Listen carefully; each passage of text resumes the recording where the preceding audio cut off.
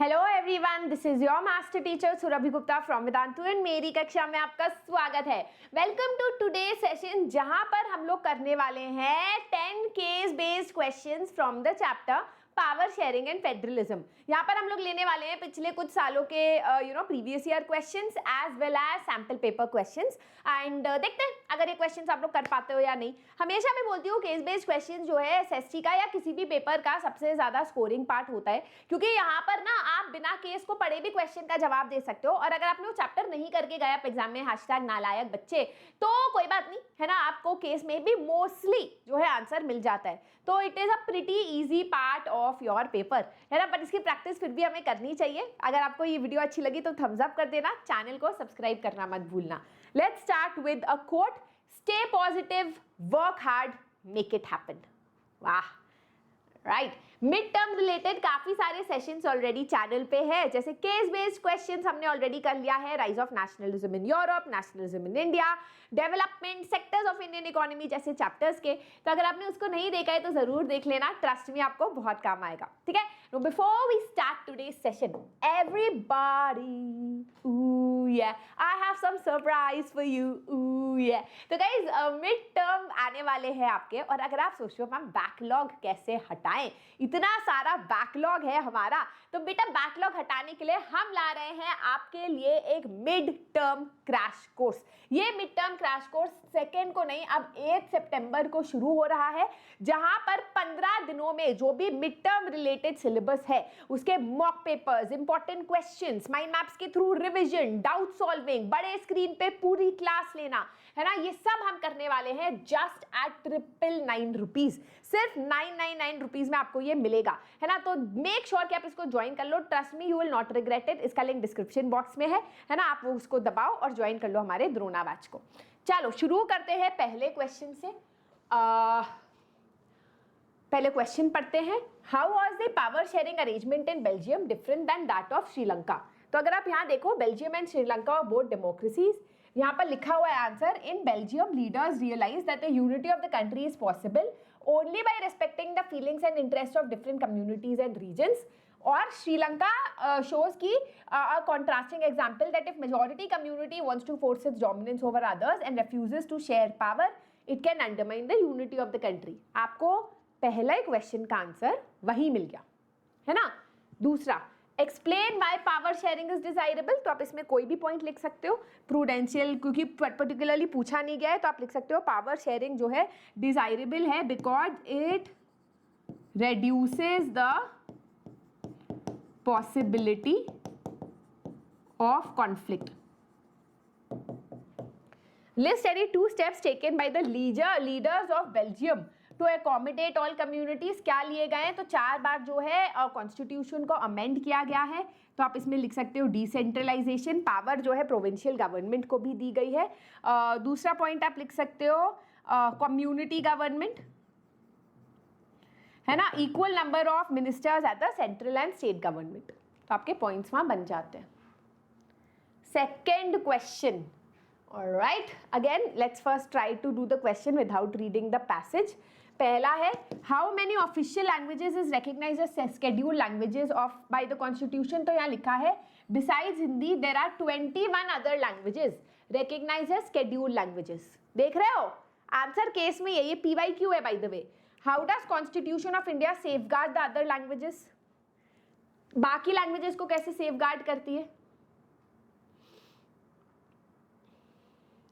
तो टेक्निकली यहाँ पर आप ये लिख सकते हो, द सेंट्रल गवर्नमेंट एंश्योर्स कि there is no official language, है ना, हमारी कोई ऑफिशियल लैंग्वेज नहीं है, सॉरी हमारी कोई नेशनल लैंग्वेज नहीं है, we do not have any national language, we have 22 scheduled languages, जिसमें कि वो प्रोटेक्टेड है, उसमें ऑफिशियल काम हो सकता है, सिविल सर्विसेज एग्जाम हो सकता है, and by according no national language we are protecting all languages of our country. How does India avoid the kind of situation like Sri Lanka finds itself in? India कैसे avoid करता है, India avoids it by not following any 44% majority of Indians practice या फिर speak Hindi, despite that Hindi is not our national language. By making sure कि majority language को हम dominance ना दें, हम लोग श्रीलंका वाली सिचुएशन से अपने आप को बचाते हैं। थोड़ा सा अपने मन से लिखना होगा बट एक तरीके से ईजी है ना, by making sure that English along with Hindi जो है ऑफिशियल लैंग्वेज हो। Question number 3, right, power sharing is an essential component of democracy. Give one example to prove the statement. So let's see, power where political parties, pressure groups and movements influence those in power. The citizens, आप लिख सकते हो, democracy is an essential part of democracy. Power sharing is an essential part of democracy because in a democracy, the citizens have the freedom to choose among various contenders for power. है ना, in the form of competition among different parties. The जो political parties के बीच में competition है, that is a form of power sharing which ensures कि people have a choice when they make decisions during election, है ना। तो example ही तो हुआ। How is alliance building a power sharing का एग्जाम्पल? तो यहाँ पहले देख लेते हैं अलायंस बिल्डिंग दे रखा है या नहीं।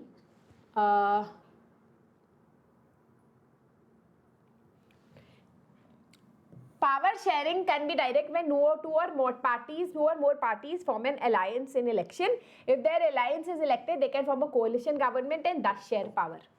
ठीक है, तो आंसर आपका वहां हो गया कि जब पॉलिटिकल पार्टीज अलायंस फॉर्म करते हैं और वो अलायंस जीत जाती है इलेक्शन, तो जो कोलिशन गठबंधन की सरकार बनती है ना, वो वहां पर पावर को शेयर किया जाता है। How political parties, pressure groups and movements help in controlling and influencing those who are in power. कैसे करते हैं? पॉलिटिकल ग्रुप्स, प्रेशर वो पॉलिटिकल पार्टीज, आप कोalition का एग्जांपल दे सकते हो। इंटरेस्ट ग्रुप्स वगैरह जैसे कि traders, businessman, farmers, industrial workers, they also share in government part through participation in government committees और bringing influence on decision making process. ठीक है, तो थर्ड क्वेश्चन का आंसर आपको यही मिल जाएगा। तो फॉर एग्जाम्पल आज अगर वुमेन्स मूवमेंट चल रहा है ना, women are asking for stronger laws against workplace harassment, तो अगर सरकार उनकी बात मान लेती है तो एक तरीके से डिसीजन मेकिंग इन्फ्लुएंस किया ना वुमेन ने, right, that is also a form of power sharing. चलो अगला क्वेश्चन ध्यान से पढ़ो इसको, मैं पानी लेके आती हूँ।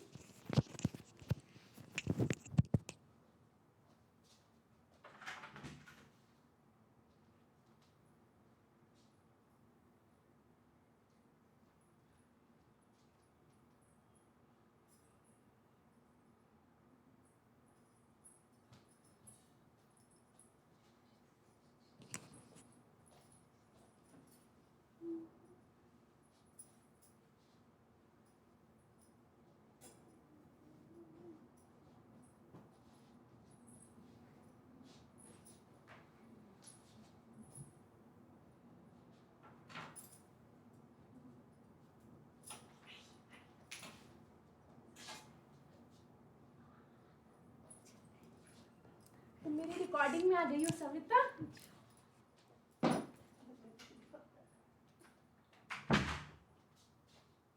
वाओ गाइस, मैं 2 मिनट पानी लेने गई और मेरे कमरे में ना हलचल हो चुकी है। Okay, anyways, if you have seen anyone in the recording, ignore them. Let's move forward. Language diversity of India, explain the importance of language diversity in India. ये वाला जो क्वेश्चन आया था ना, थोड़ा सा घुमा फिरा के क्वेश्चन था, डायरेक्ट क्वेश्चन नहीं था, है ना। So how many languages do we have in India? The answer depends on how one counts it. The latest information that we have is according to a census, जिसके हिसाब से 1300 distinct languages है that people mentioned as their mother tongue. These languages are grouped under major languages जैसे Bhojpuri, Magdhi, Bundelkhandi, all of them are called Hindi. Even after this grouping हमारे पास 121 major languages है, जिसमें से 22 languages जो है स्केड्यूल्ड लैंग्वेजेस है ना। Other are non scheduled languages. India is perhaps the most diverse country in the world. तो इसमें इंपॉर्टेंस ऑफ लैंग्वेज डाइवर्सिटी का आंसर एज सच नहीं देख सकते आ रखा है, पर आप अपने मन से लिख लो कि आप पहले लैंग्वेज डाइवर्सिटी लिखो कि हमारे 1300 डिस्टिंक्ट लैंग्वेजेस है and despite their grouping we have 121 major languages. This ensures हमारी जो कल्चर है वो काफ़ी रिच है, कल्चर और हेरिटेज इसको रिच बनाता है, and it also ensures that we have a lot of diversity in our country, most diverse country in the world. ऐसे differentiate between scheduled and non scheduled languages. Scheduled languages 8 schedule में होता है, जहाँ पर वो सारे लैंग्वेजेस हैं जिसपे आप गवर्नमेंट एग्जाम्स दे सकते हो। नॉन स्केड्यूल्ड लैंग्वेजेस वो लैंग्वेजेस है जो उस कॉन्स्टिट्यूशन के 8 स्केड्यूल में नहीं है ना। तो you can speak them, but उसमें आप सरकारी एग्जाम नहीं दे सकते। right? The fusion of language has united the country into one cultural identity. Explain the statement with an example. तो again इसमें जो है as such कोई आंसर अपने आप को सोचना पड़ेगा कि हाँ जो अलग अलग लैंग्वेजेस हैं that has created the sense of national identity. As a country we believe in the concept of unity in diversity, and different languages has only made our culture richer and united us despite regional diversity. कुछ है नहीं इसका answer. Again you just have to write from your head. तो ये वाला question जो last year exam में आया था थोड़ा सा घुमा फिरा के इस तरीके से आया था. ठीक है, let's move on to question number 5. How many items are listed in the union list? तो यहाँ लिखा है union list include subjects of national importance such as defence, foreign affairs, banking, communication and currency. What kind of subjects are listed in the state list? तो यहाँ लिख सकते हो state list contains subjects of state and local importance such as police, trade, commerce, agriculture and irrigation. है ना, state government alone can make laws relating to the subjects mentioned in the state list. ये भी काफी आसान है. तीसरा, who makes laws in the concurrent list? यहाँ पर भी आपको लिया गया है दोनों state and central government law बना सकता है, और अगर कोई conflict होता है then the law made by the union government will prevail. भाई किस साल आया था ये? उस साल तो बच्चों के मजे आ गए, सारे के सारे आंसर्स केस में ही थे, है ना. चलो let's move on to question number 6. तो यहाँ पर आप देख सकते हो बेल्जियम की कहानी है कि किस तरीके से 4 अमेंडमेंट्स लाए गए. पहले क्वेश्चंस देख लेते हैं. ऑलराइट, फर्स्ट वाला क्वेश्चन देखो, आंसर बताओ.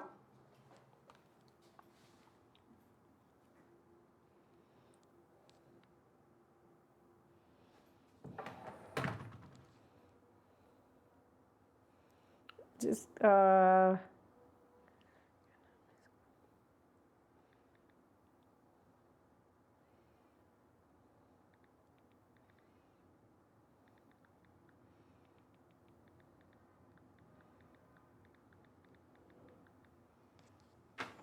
right, dash and dash dealt with the question of power sharing differently. So the answer is India and Sri Lanka भी हो सकता है वैसे तो, but यहाँ passage के हिसाब से Belgium and Sri Lanka. Apart from central and state government, there is a third kind of government. The unique government is community government. ये सही लग रहा है, ठीक है. Which of the following is not an element of Belgium model? ये तो है, ये भी है, ये नहीं है ना, तो this is the answer. More power to the central government. Which of the following title best describes the given passage? The ethnic composition of Belgium, accommodation in Belgium. Okay. All right. Next question. Horizontal or vertical division of power के बारे में. तो again let's try to do questions before we look in the passage. Passage में तो answer मिल ही जाएगा, है ना. तो एक बार आप लोग करो. I'm going to give you 10 seconds, 20 seconds to solve it.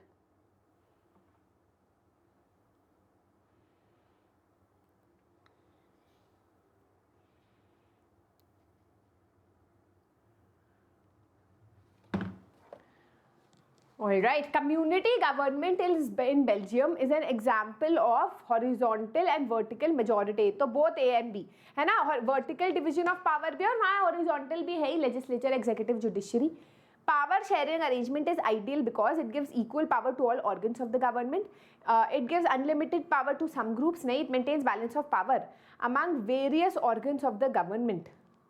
It gives equal power to all political parties. देखो यार, equal power to all organs of the government से better है balance of power among different organs of the government. That has a better, equal power आप कैसे करोगे ना, balance of power makes more sense. Indian Parliament and state assemblies are an example of. तो Indian Parliament मतलब national government and state government, तो vertical division of power हुआ. Under dash distribution of power, different organs of the government. तो organs मतलब हुआ horizontal distribution of power. ठीक है, अगला question.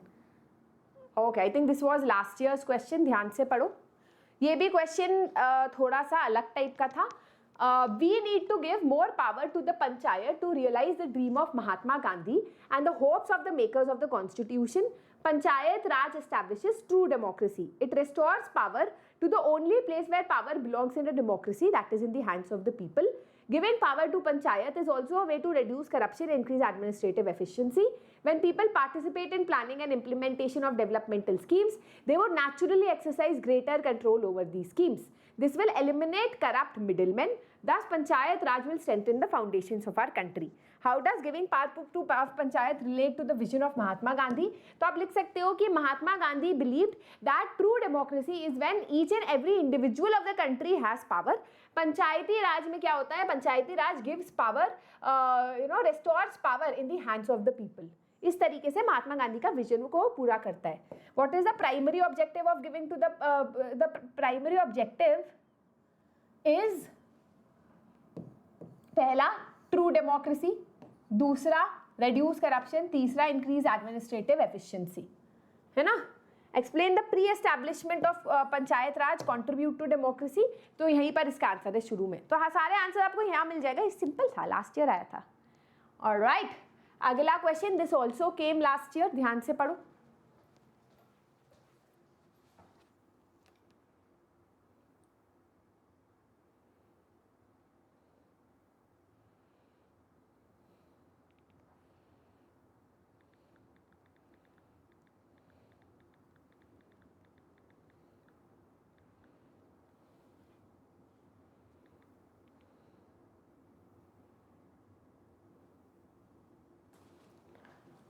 Alright, local government.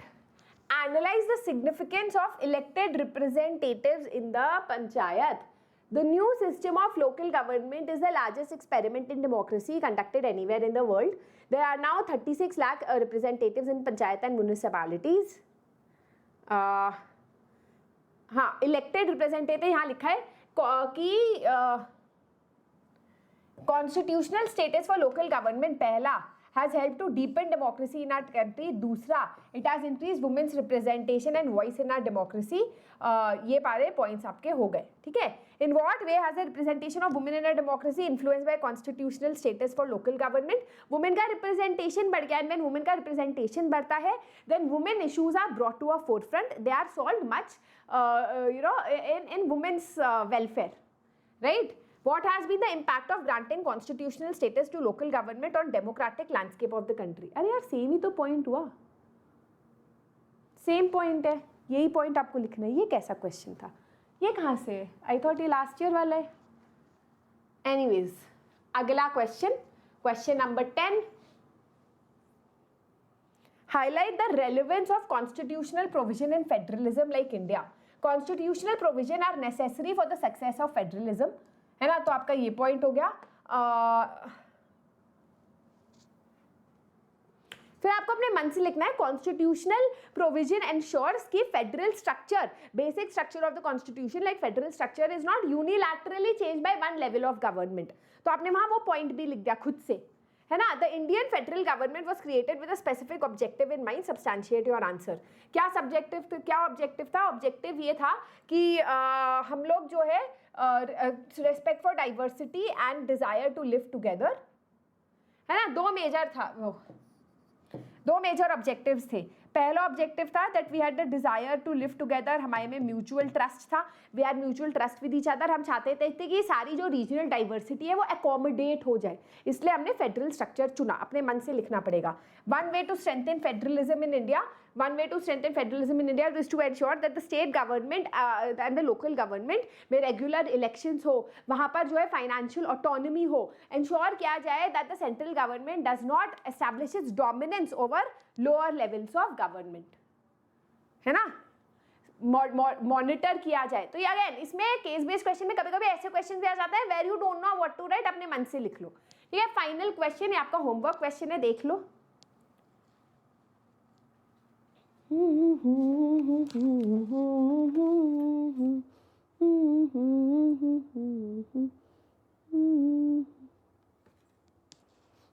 Right, ठीक है, इजी है.